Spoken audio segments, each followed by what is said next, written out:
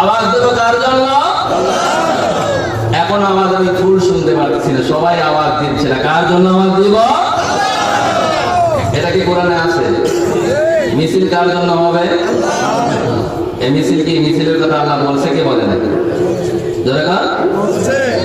আল্লাহ রাব্বুল আলামিন বলছে কোরআন কারীমের মধ্যে, দুনিয়াতে মিছিল যদি দেওয়া থাকে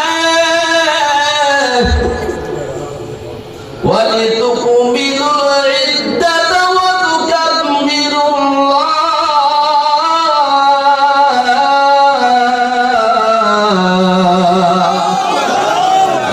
দুনিয়ার মানুষ যদি তাকবীর তোমরা দিতে চাও তাহলে তাকবীর দিতে হবে আল্লাহর নামে।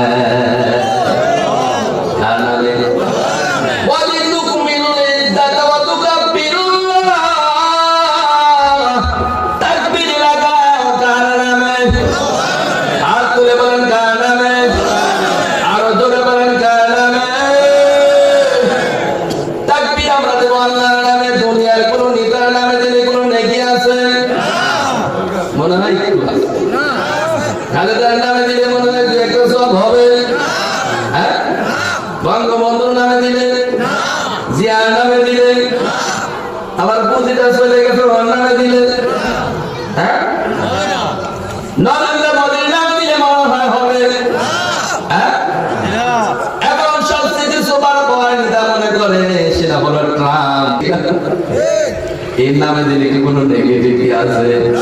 যেহেতু এত ক্ষমতা তার, দুনিয়া ওলট পালট করে দেয়, ঠিক না? তাহলে দুনিয়ার মানুষ যদি তাকবীর লাগায় তাহলে তাকবীর লাগাতে হবে কার নামে? আওয়াজ দেওয়া লাগবে, ভিতর থেকে আওয়াজ করে, তাহলে আল্লাহ খুশি হবে। কারণ আল্লাহ রাব্বুল আলামিন আমাদের বানাইছে, আমাদের খাওয়ায়, আমাদের পড়ায়, ঠিক না বলে? আর কেউ আছে বাপে মনে খাওয়ায়, চাচা খাওয়ায়, হ্যাঁ, খালু খাওয়ায়, আমি নিজে কামাই করে খাই, এরকম বাহাদুর কেউ আছে? আছে কেউ? খবরদার এই দৃশ্যটা দেখা যে আমি কামাই করে খাই, ঠিক না? তুমি কামাই করে খাও, তোমার জায়গা কোথায় আছে? জায়গা আছে, খুঁজতে গেলে তো তোমাকেও তো পাওয়া যাবে না, ঠিক না? কোরআন দিয়ে যদি তদন্ত শুরু করে দেয় তাহলে কারোর অস্তিত্ব পাওয়া যাবে। একজন সাহসে বলেন যে হ্যাঁ আমার তা পাবো, আমি 3 হাত না, আমি 5 হাত পাবো। আজকের বাহাদুর আছে কেউ?